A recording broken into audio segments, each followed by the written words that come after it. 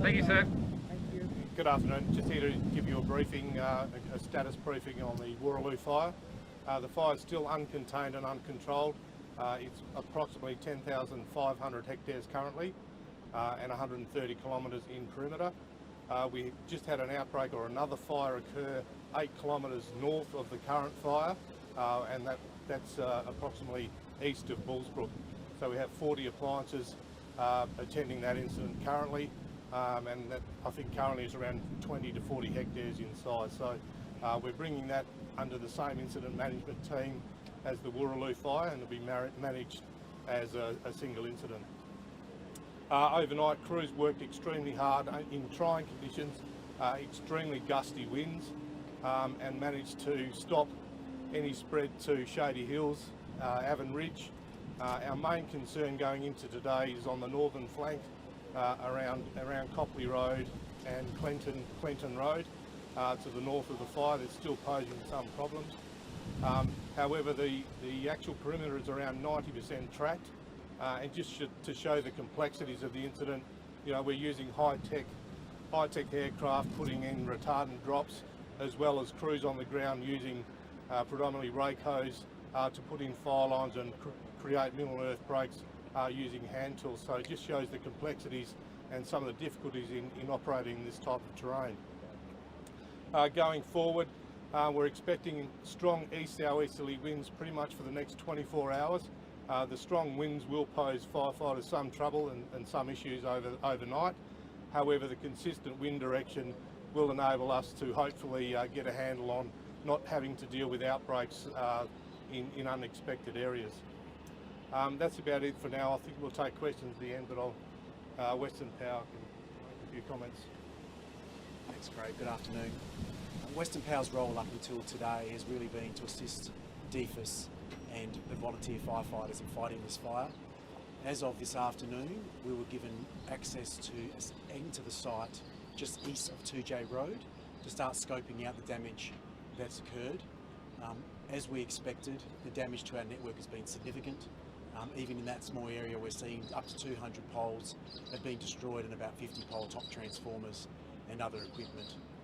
So we are mobilising crews and equipment at the moment, ready to enter the site as soon as we can, as soon as it's safe to do so. Over the next few days, we'll be able to scope further parts of the site and give further details in terms of the access to the network. Unfortunately, given the state of the damage, it looks as if the recovery will be weeks and not days here, and so we'll do our best and work as hard as we can to get customers on as soon as we can, but it's going to be a long haul, I think, from here. So do you know roughly how much of the power has been destroyed? Estimates even? No, we don't know. What we've seen in there is that from the lines that are within the fire site, there has been significant damage to all of the lines that are within the areas that we've been able to access. And you haven't been able to access much because obviously it's still closed. That's correct. The only area that we've entered in what has been just east of 2J Road, which is near the start of the area of the fire. So there's still a large portion of the fire site that is just too dangerous for our crews to enter. Do you know how many homes have been affected without power? At the moment, we have 800 customers. So we started at the start of the fire, we had 2,000. Overnight, we managed to get that down to 1,200 and restore most of Sawyers Valley. And now we are at a situation with down to 800, and we hope over the next few hours, and tomorrow, we start to recover a few more pockets as we are able to get closer to the fire site.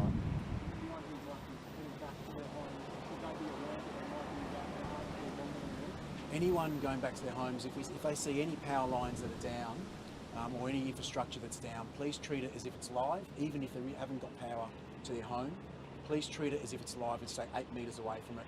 Call Western Power on 131351 and we will send crews to make safe. And you know, something of this scope which is likely to get bigger, how long till some or more homes to be restored? Could that be up to a month? It's very difficult, but if you think about Wuraloo, which is probably the closest experience we've had to a fire of this size, it took about 4 weeks before we were starting to get all the customers back on. So we'll get some customers on in the interim, but to get all the customers back on, you're looking around about sort of the 3 or 4 week mark. Oh look, it's still too early to say, given we haven't been able to access the whole site. 200 poles plus 50 transformers. We expect so. Can you please just give your full name and title as well? Yes, Sam Barbaro, Executive Manager, Asset Operations, Western Power. How do I spell Barbaro, sorry? B-A-R-B-A-R-O. So, Craig, you might be able to tell us about those fires that have broken out in Bullsbrook North and where they are in relation to Shady Hills. So again, sorry? Those fires that have broken out in the Bullsbrook North, where they are in relation to Shady Hills. Oh, it's a fair way from Shady Hills. It's probably 8 kilometres north of Shady Hills and east of Bullsbrook town site, probably 3 or 4 kilometres east of the Bullsbrook town site itself. Currently crews are working there substantially, so we've got 40 appliances there. We've got aircraft over the top as well, so hopefully we can bring that under control fairly quickly. There If are you homes under said- threat there. Pardon me? There are homes under threat there. Not at this stage, no. You said it was 8 kilometres away. Does that mean it's spotted 8 kilometres? No, this is a separate fire. Totally separate from this incident. But it's going to be treated in the same. So it's being managed by the same incident management team and it'll be brought under the same division that's operating on the northern side of the fire. So how did that one start? Is there any idea yet? We don't know. Crews have only just, it came up probably 3/4 of an hour ago, so it's just in the response phase currently and crews are actively fighting that fire currently. And heading into the night, Craig, what is the key focus for your crews? The key focus is obviously the area around Copley Road and the northern side of the fire, and Clinton Road in particular. As I said before, the fire's been 90% tracked, but we're in no way out of the woods at this stage. There's always potential for hopovers to occur and breaches of the containment lines to occur at any time. Extremely gusty winds tonight as well, so crews will be focusing on managing any hopovers or any breakaways, but also consolidating the containment lines they've already established, and as I said before, doing a lot of hard work with hand tools in those areas that are inaccessible for machinery or bulldozers and that type of appliance. Is right now the most confident you've felt in the last few days that this fire will be contained? I think it's promising that the fire's been fairly stationary over the day shift, and hopefully we can contain that and keep that under bays going into the night. And I think the consistent east southeasterly winds for at least the next 24 hours will let us focus on what areas need to be focused on, without having to worry about wind changes and dealing with wind changes pushing or putting pressure on different areas of the fire ground. And since we last spoke with the Commissioner, 81 homes have been lost. Is there any update to that? Or No, it's still 81, and the Rapid Damage Assessment team has finalised their reports currently. So unless there's any other breakaways or breakouts, then we're pretty confident that that'll be the final figure. Hopefully, as long as nothing else comes under threat. The consistent winds that you've mentioned, is this possibly one of the first periods of the week where the wind might actually act in your favour? I don't think wind ever acts in our favour. I think the strength of the wind tonight is going to be particularly challenging. High, strong, gusty winds, and anywhere gusting up to 70-80 kilometres an hour, which is always going to put pressure on any part of the fire.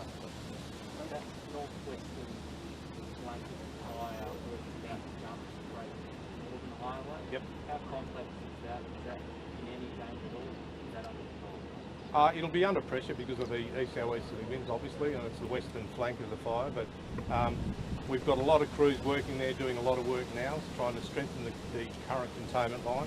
We've done a lot of good work with the large air tankers putting in retardant strips, and I'm not sure if you saw the footage last night of the one sort of southeast of Shady Hills where they put in a strategic retardant break using the large air tankers, and the fire halted at that location. So some really good work, and it just shows the difference with the strategic thinking of the incident management team, developing those strategies in support of the ground crews on the ground, actively fighting the fires as well.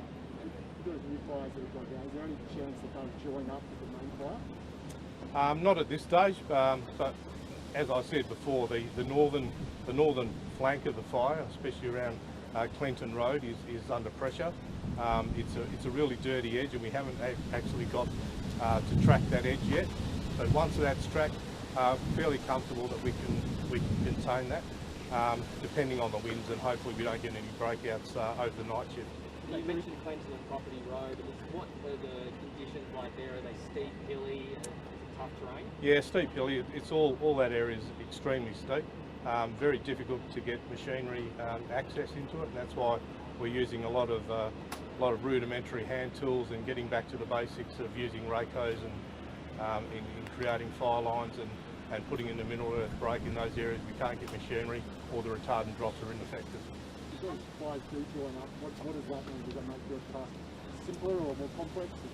It'll be a lot more complex because if it's got to travel 8 kilometres to join up. So yeah, hopefully the crew's working on it. That's why we've hit it really hard. We've sent multiple resources there, both on the ground and from the air to bring it under control as quickly as we can.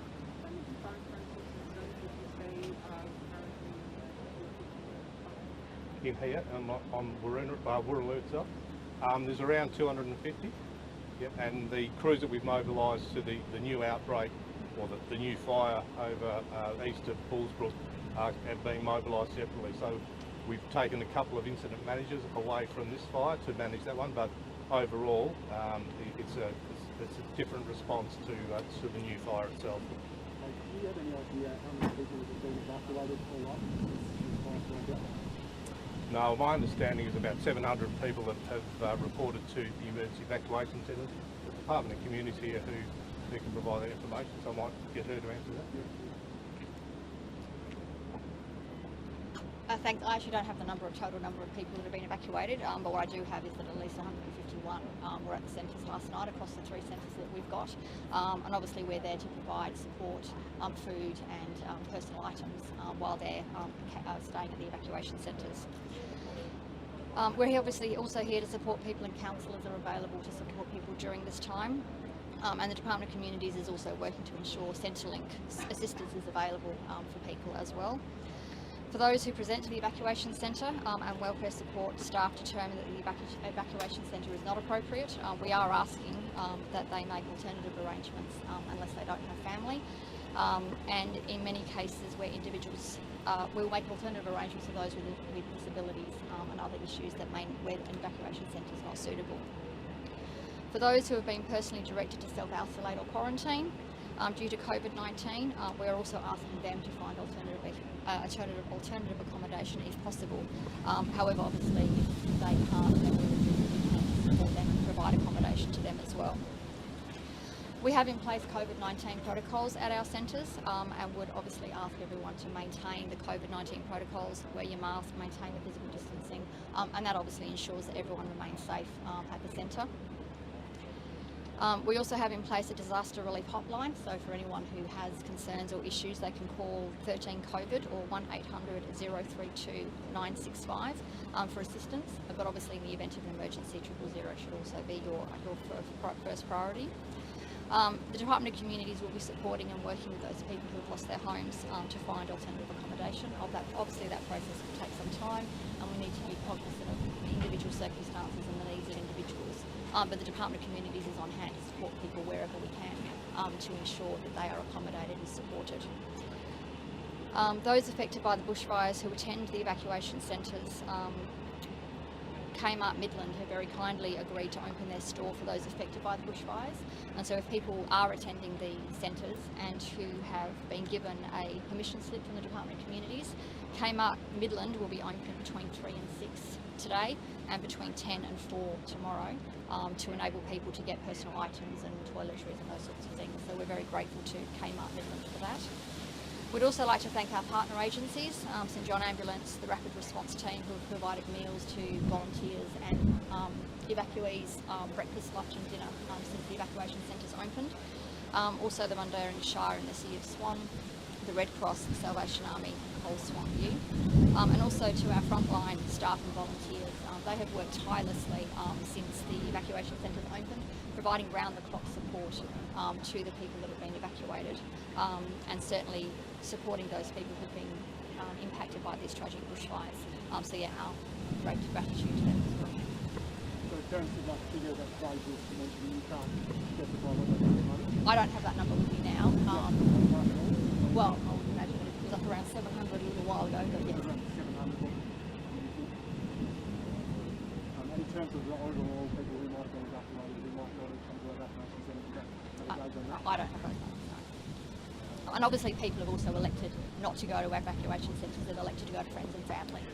So yeah, I guess getting a number on the actual number of people who evacuated across the board, yeah, at this point I don't have. I just have one more question. I'm not sure who's the best to answer it. Does everyone whose house has been burnt down, one, do they know, and kind of how many people have been able to access their properties so far?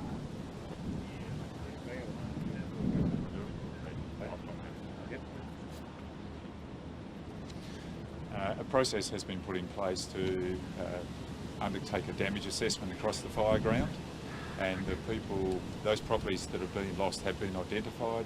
Information has been provided to the respective local governments, and the local governments have been progressively contacting those registered landowners, and then a process has been put underway to provide them support, counselling, information, and where they wish to get them onto the fire ground to view their properties.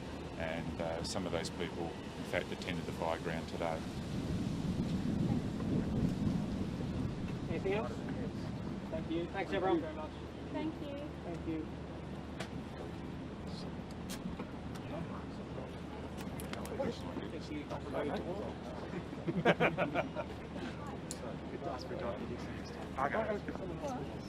Let's do it again. Do it again. I want to see those lips move.